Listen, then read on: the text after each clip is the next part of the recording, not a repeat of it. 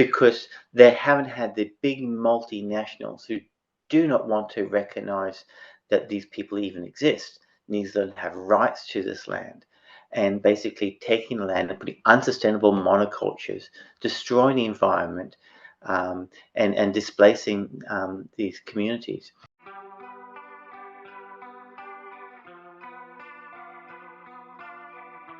Welcome to the Rising Lioness podcast on All About Animals Radio, a place dedicated to animals and all those who act to protect and advocate for them. Hi, I'm your host, Erica Salvamini, and I'm thrilled and honored to be here representing All About Animals Radio, using my voice for the animals.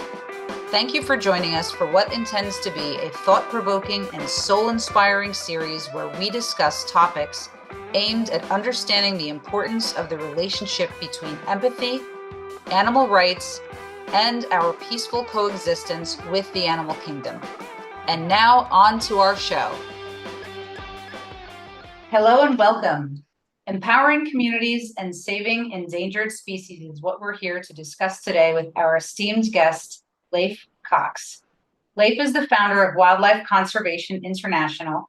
Under that organization's umbrella, Leif has also founded Wildlife Asia, International Elephant Project, International Tiger Project, and most recently, Forest for People, which is what we're here to discuss today. Leif is also vice president of the Orang Utan Republic Foundation. He began his career as a zookeeper, curator, and small population biologist. Leif has worked hands-on with orangutans for more than 30 years. He is highly regarded as a world-renowned expert on orangutans, having published several books, authoring a couple of them named Finding Our Humanity and Orangutans, My Cousins, My Friends. In 2019, Leif was awarded the Order of Australian Medal from the Australian government and his university's highest award, the John Curtin Medal, for his dedication to species conservation. Welcome, Leif. Thank you so much for joining us again to discuss Forest for People, which supports indigenous communities in Southeast Asia. Thank you. For folks who missed our last podcast together, please have a listen. In that episode, Leif and I discussed the International Tiger Project. Today, we're going to discuss the indigenous people who have lived in harmony with Indonesia's jungles and nature for centuries and are now losing their homeland along with the wildlife there, all at an alarming rate. And these forests are being taken over, exploited, and destroyed, all in the name of profit. And Leif, I was hoping that you could share with our audience what is happening to these rainforest communities and why you started this project. Mm-hmm. Yeah, the intention of Wildlife Conservation International has always been to bring all species and the biodiversity under an umbrella of holistic conservation and bring everyone through this extinction crisis.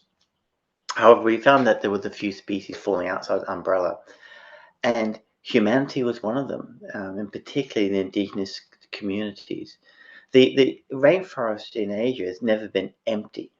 It's always been, for centuries, full of indigenous communities who have been living in a sustainable way. And there's two kinds of communities. There's a slash-and-burn agriculture communities that they'll cut a bit of forest down, burn it to get the nutrients into the soil, because rainforest soil is surprisingly poor in quality. And they will farm that soil for about 3 years until the nutrients are depleted and then move on. Now, by the time they get back to these forest patches, then it's regenerated by the rainforest ecosystems. And so, again, it's totally sustainable. Or, like the Orang Rimba, the hunter-gatherers, nomadics, hunter and gathering through the rainforest.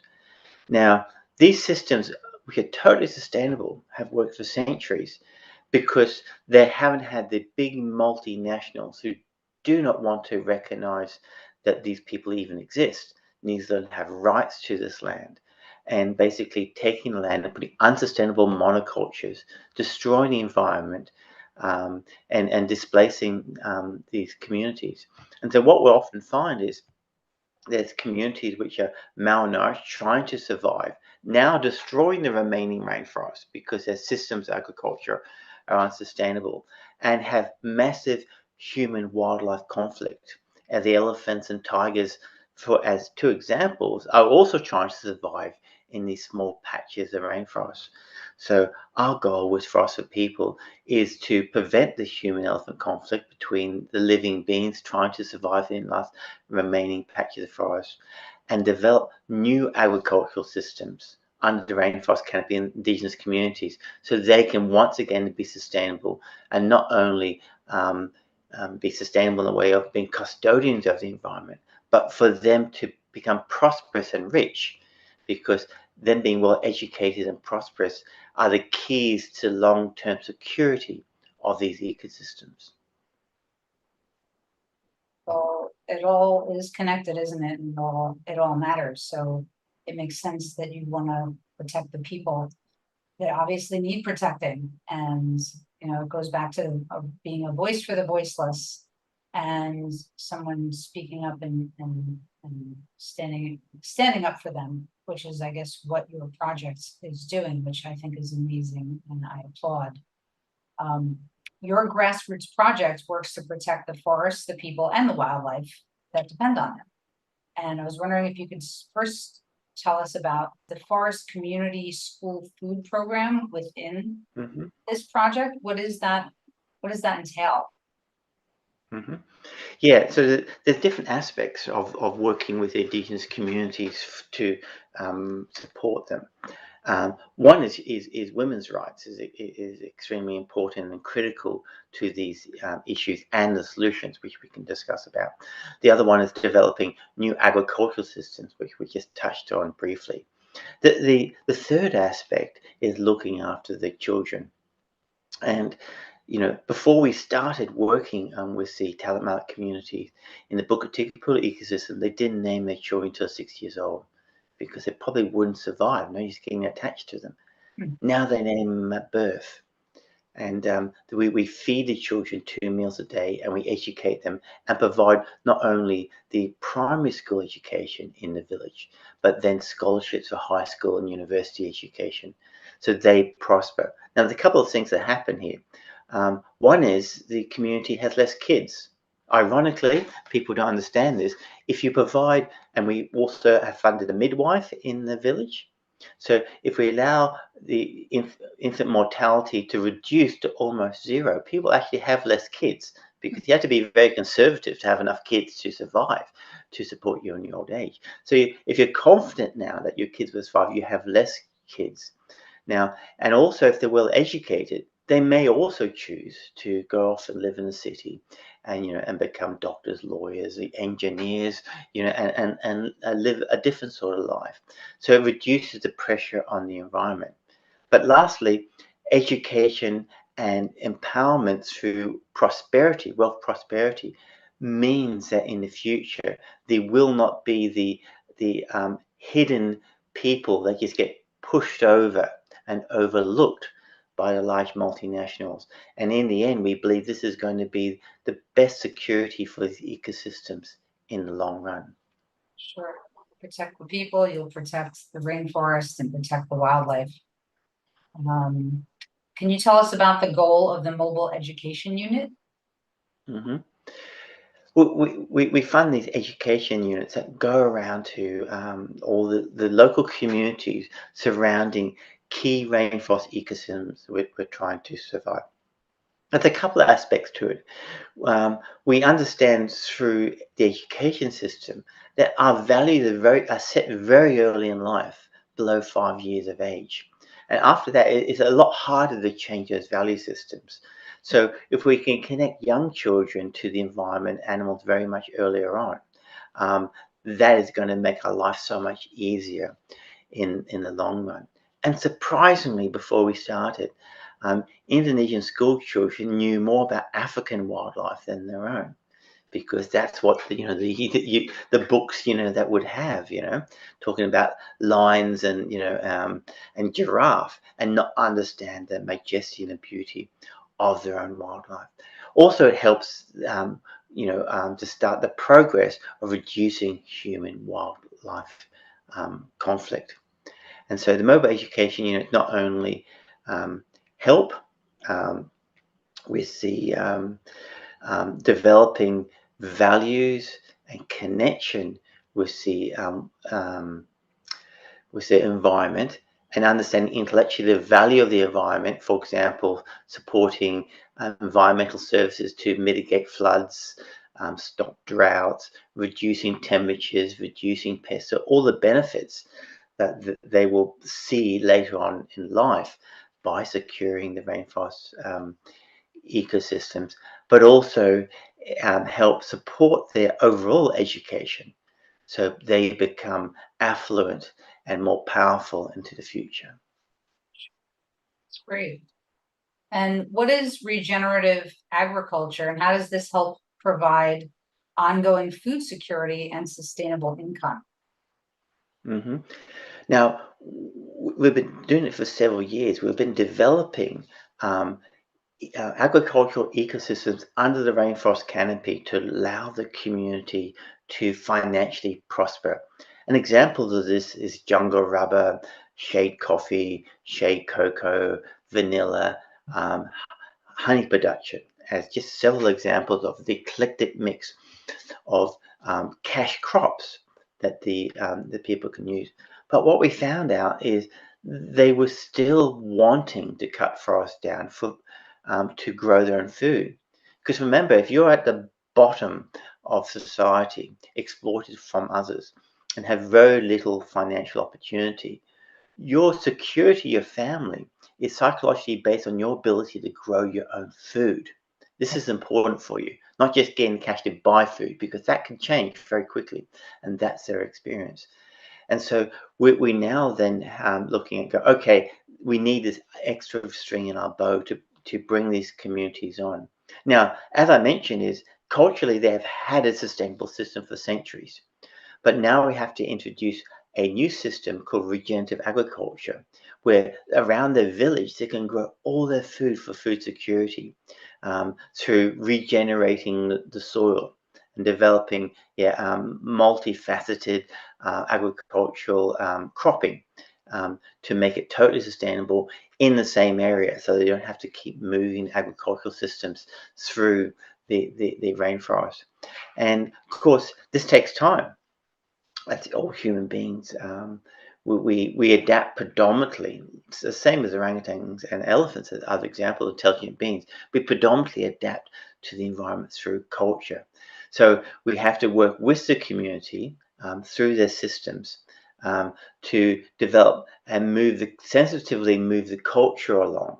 Yeah, and while still empowering them to develop to these new regenerative agricultural systems, which we're taking from other examples in Africa where it's been successful, and transplanting those into the Asian rainforest ecosystem.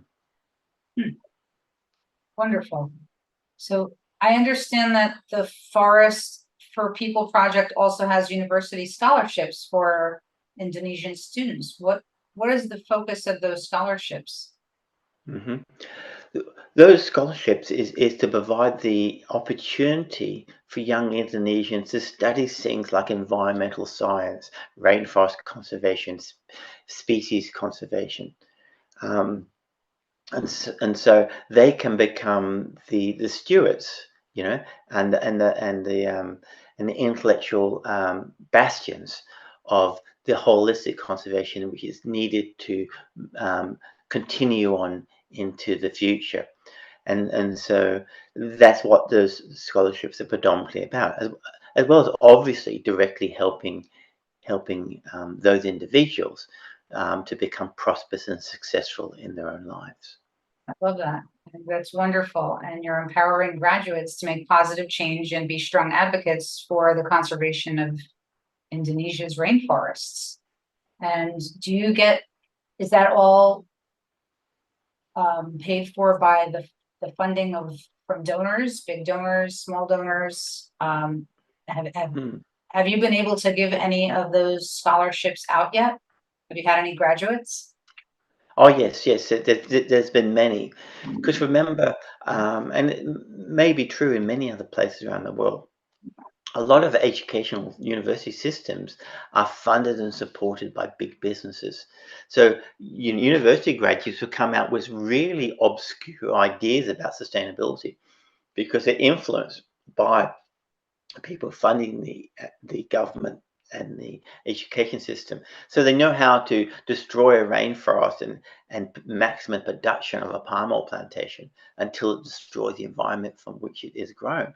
They're the easy access education for those sorts of destructive industries, and also the propaganda which is due. And so we have the opportunity through people providing donations to us to provide graduates with education and research into real science-based education that will not only help them to become prosperous and successful, but contribute to long-term sustainability of their communities.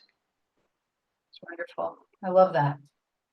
Folks, if you want to support vulnerable forest-dwelling communities, a donation to Forests for People provides a win-win solution for both Indigenous communities and for the environment. So basically addressing the humanitarian issues impacting Indigenous communities will, in the long run, support this holistic vision for a sustainable future, won't it? Where all species can thrive and live harmoniously, which is a beautiful thing. And it's basically, at the foundation of everything that we talk about here at All About Animals Radio. And if you want to find out more about Forests for People and how you can make a donation, please visit www.forests4, that's the number 4, people.org. Is that correct? Did I get that right? Yeah, that's correct. It's wonderful. Thank you. Great. And we'll also put everything, all this information, all the links on our profile page for anybody who wants to help learn more or donate. And doing this today helps create a better world for all of us. So folks listening, I hope you'll join us in helping make a difference for the world, for all of us, and for wildlife. Leif, thank you once again for all that you do, and for the good work at Wildlife Conservation International, everything you all do every day to create a better world for everyone. I'm very grateful, and I wish you and all your endeavors much love, light, and success for the greater good of all. Thank you so very much. Thank you. Thank you all for joining us here today. Please log on to All About Animals Radio podcast, which can be found on all the major platforms, as well as All About Animals Radio YouTube channel. You can listen, watch, like, subscribe, and share. Doing this supports the animals and the people who advocate for them, like Leif and all of his good people working under him and with him. And this ensures that this work can continue. So thank you all. And until next time, namaste. Thank you. This has been Erica Salvamini for the Rising Lioness podcast on All About Animals Radio. A special thank you to Chris Corley for generously lending us his song, Zero Gravity, for the Rising Lioness podcast theme. Please take a moment to write a review for our show as it helps others to find us. Please also support our guests and their work, All About Animals Radio, and our social networks. Doing this further supports the animals and their advocates too, thereby making you an Animal Kingdom warrior also. You can find our links on the Rising Lioness podcast page.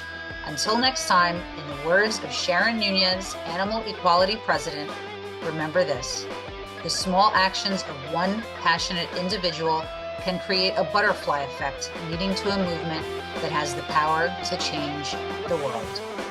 Please use your voice for the animals today.